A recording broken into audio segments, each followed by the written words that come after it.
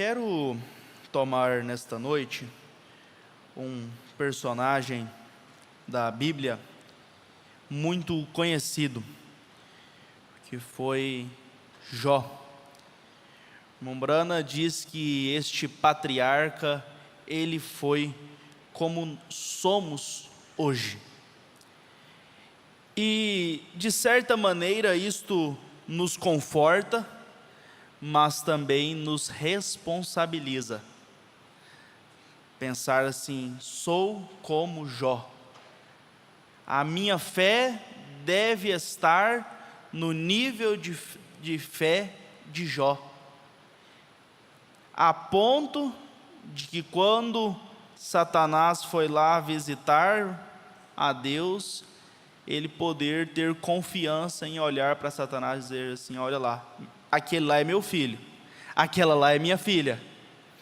Ah, mas ele tem tudo, o Senhor dá para ele, ele ora, ele pede, o Senhor dá condição financeira, o Senhor nunca deixa faltar o pão, os seus filhos estão sendo criados com saúde, estão indo à escola. Porque o trabalho de Satanás é destruir, é invejar, e ele vai lançar esse tipo de coisa contra você, a olhar para você e falar: a vida dele é perfeita, mas é perfeita diante de Deus, é perfeita porque o cristão tem um lema, que tudo contribui para o bem daqueles que amam a Deus. Quando você pensa nisso, você fala assim: minha vida é perfeita, porque tudo que acontece é para o bem, tudo que acontece é para me ajudar, tudo que acontece é para me proteger, tudo que acontece Deus sabe melhor. Então, nesse sentido, Satanás, minha vida é perfeita. Graças a Deus por isso, eu estou firmado, eu estou ancorado, eu tenho certeza que eu tenho uma vida perfeita em Cristo Jesus. Agora, Satanás, ele vai tentar ainda assim roubar a sua paz, porque é isso que ele é, um ladrão, e ele vai tentar roubar nossa paz, ele vai fazer de tudo para nos atrapalhar. E aí, irmão Brana fala assim: ele estava atravessando por grandes problemas, como diríamos, grandes ondas, e ele estava desesperado. É a nossa vida é assim, altos e baixos. Tem momentos que entramos em desespero, fala: como que eu vou fazer? Como que eu vou solucionar isto?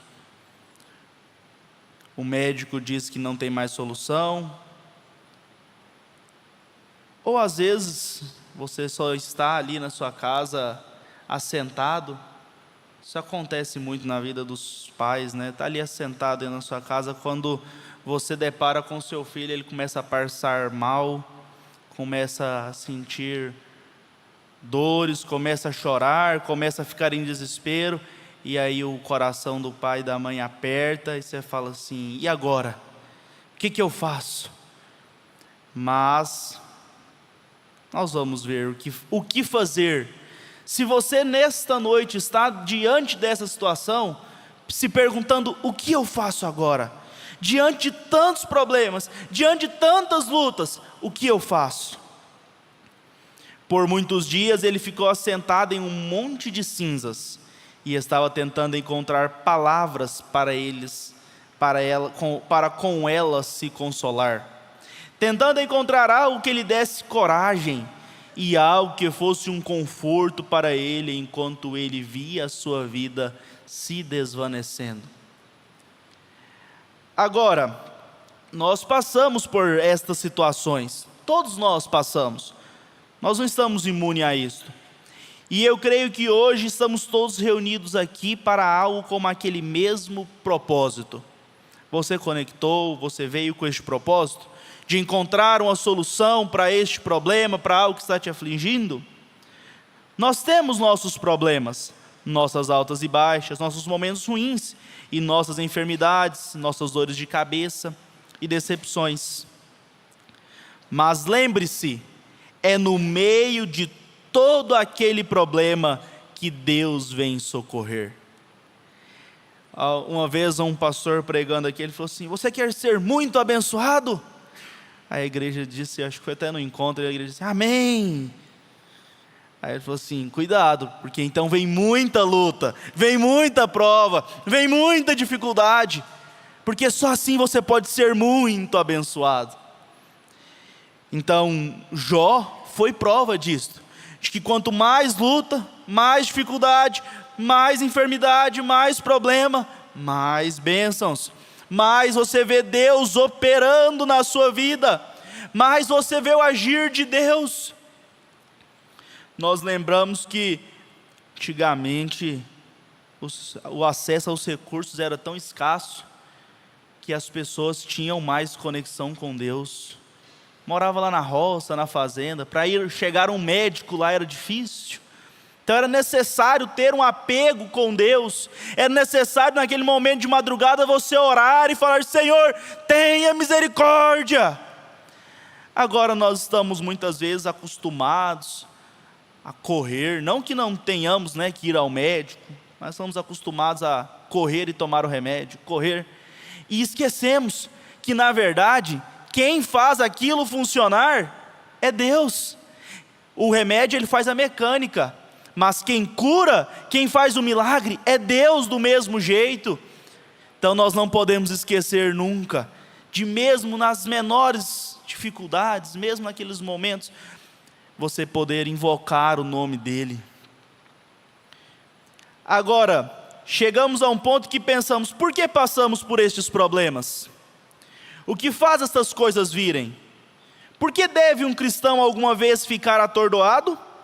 Porque tudo simplesmente não corre perfeitamente para um cristão? Mas isto não acontece, e nós sabemos disto. E às vezes temos mais problemas quando nós tornamos cristãos, quando nos tornamos cristãos, do que quando éramos pecadores. Mas isso é controverso, Parece na contramão. Naturalmente está escrito: muitas são as aflições dos justos, mas Deus os livra de todas. Deus prometeu muitas aflições, sofrimentos, sentimentos estranhos e coisas estranhas que poderiam estar além da nossa compreensão. Ficou sendo indagado, você tem um pecado secreto, Jó? Tem algo aí? Mas Mombrana diz: então, se nós entendêssemos tudo o que acontece conosco, isto não seria de fé para nós. Nós seguiríamos com uma compreensão: eu entendo que eu estou sofrendo isso, é por causa disso, é por causa daquilo. E aí nós ficamos, como humanos, nós ficamos procurando motivos para tudo que acontece na nossa vida. Mas foi por causa...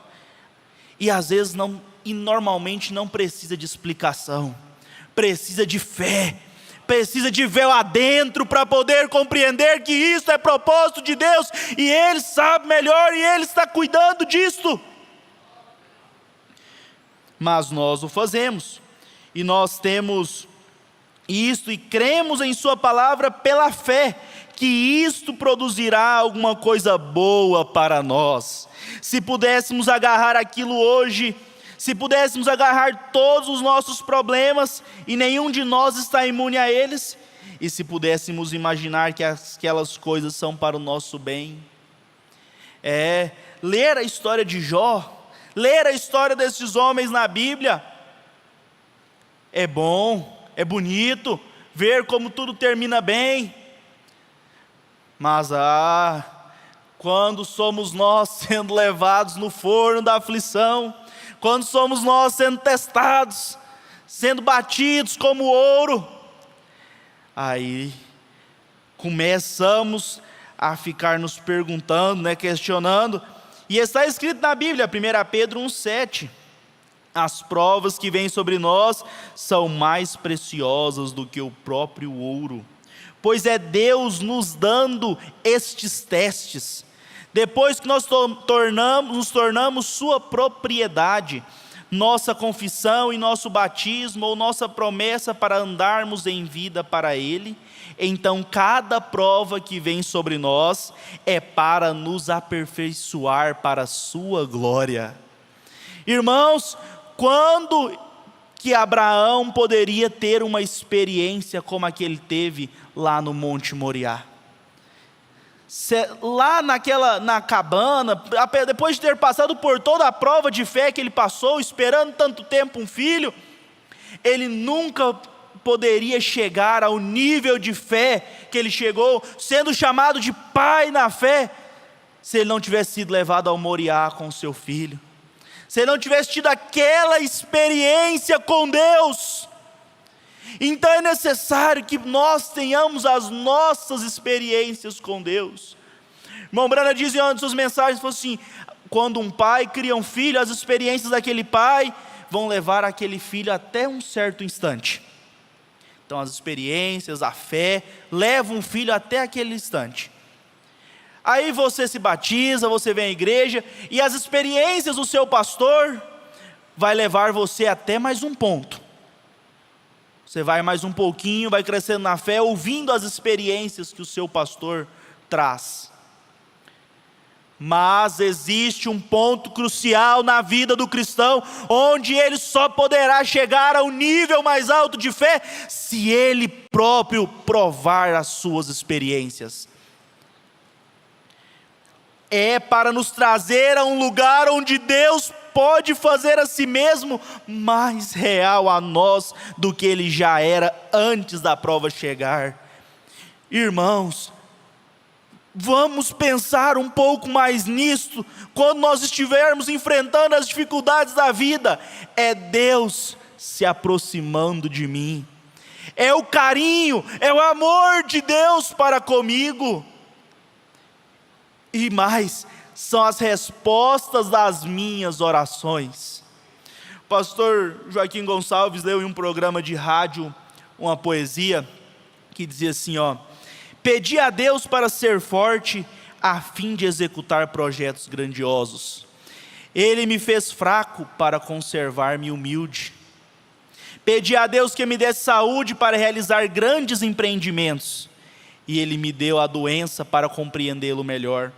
Pedi a Deus riqueza para tudo possuir, e Ele deixou-me pobre para não ser egoísta. Pedi a Deus poder para que os homens precisassem de mim, e Ele deu-me humildade para que dele eu precisasse. Pedi a Deus tudo para gozar a vida, e Ele me deu a vida para gozar de tudo. Senhor, não recebi nada do que pedi, mas deste-me tudo o que eu precisava. E quase contra a minha vontade, as preces que não fiz foram ouvidas.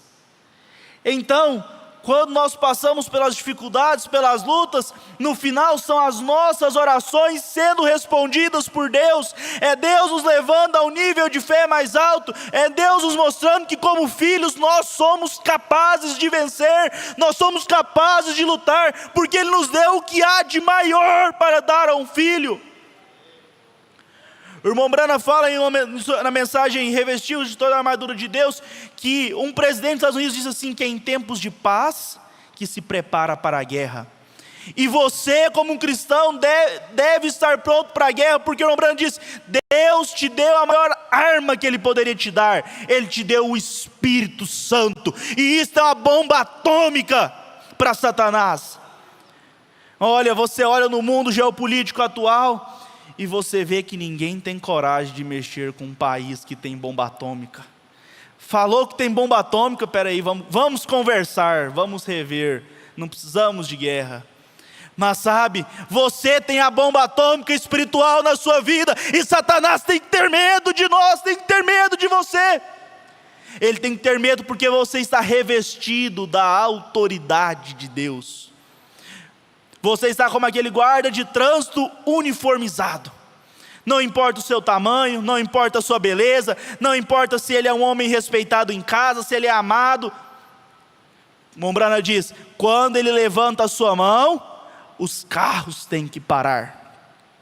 E quando você levanta a sua mão, quando você dobra os seus joelhos no chão, quando você coloca a sua fronte no chão, o diabo tem que parar, a enfermidade tem que cair, as lutas vão sair, porque você está fazendo tudo o que você pode fazer.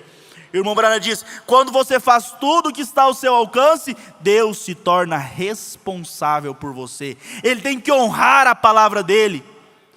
E o que ele diz em suas escrituras? Porão as mãos sobre os enfermos e serão curados. São essas as promessas que vão se cumprir na sua vida, quando tudo estiver em dia, quando tudo estiver no local correto.